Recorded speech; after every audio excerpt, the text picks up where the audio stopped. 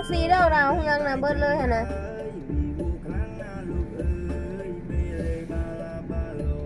เจ้าบ่บ่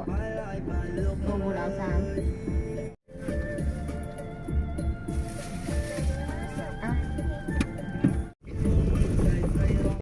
กราบสวัสดีทุกคนเนาะวันนี้เบาผมได้มา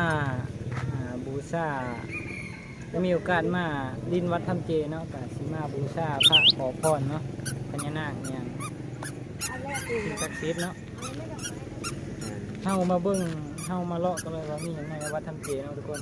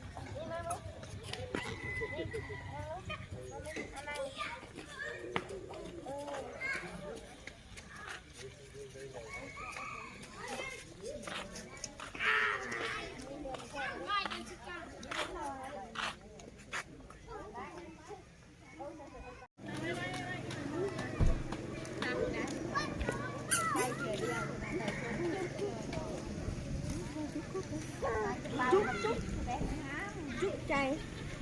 ให้เผาไปเบิ่ง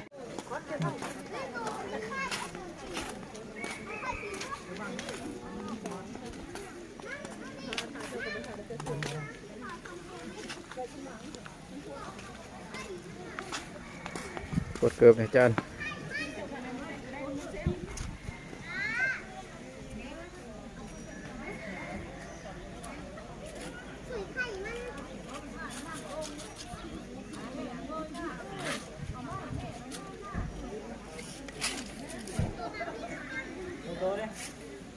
ว่างแล้วจากสิเขาไปกราบดอกถูกย่าไม่เลย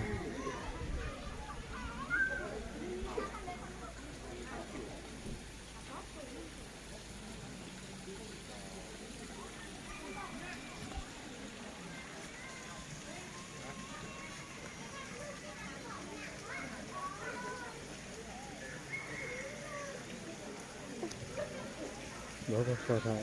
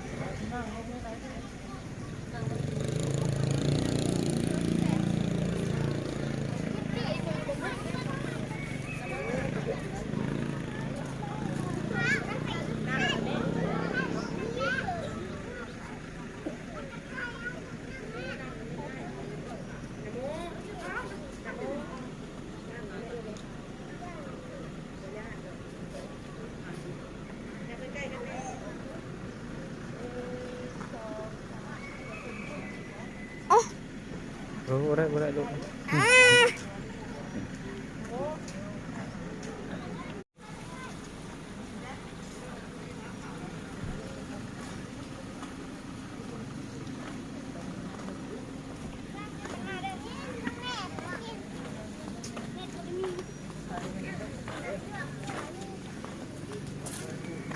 พูดกับเขาเป็น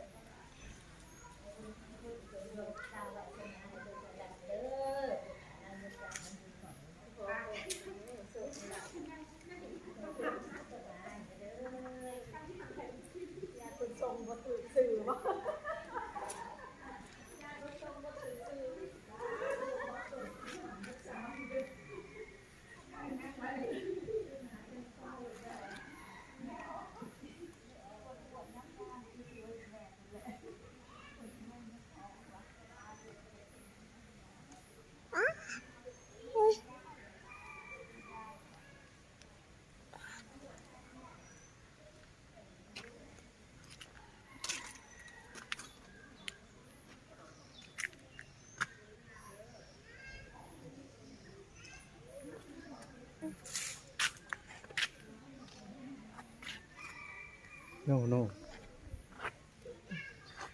โอ้ขึ้นเถอะมันขึ้นเองแล้วเนาะ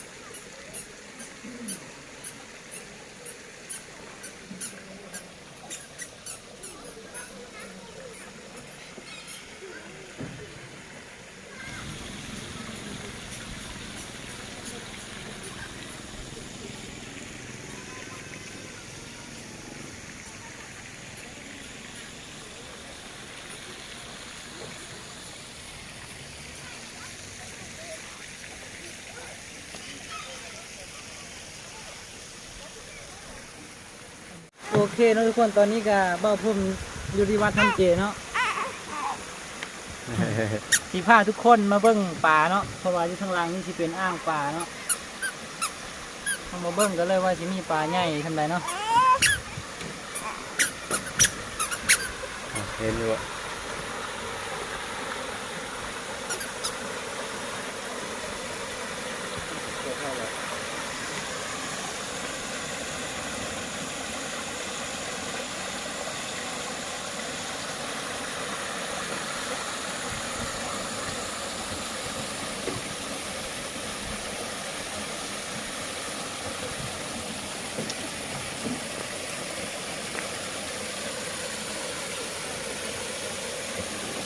นี่ก็สิเป็นปลาในค่ำเนาะ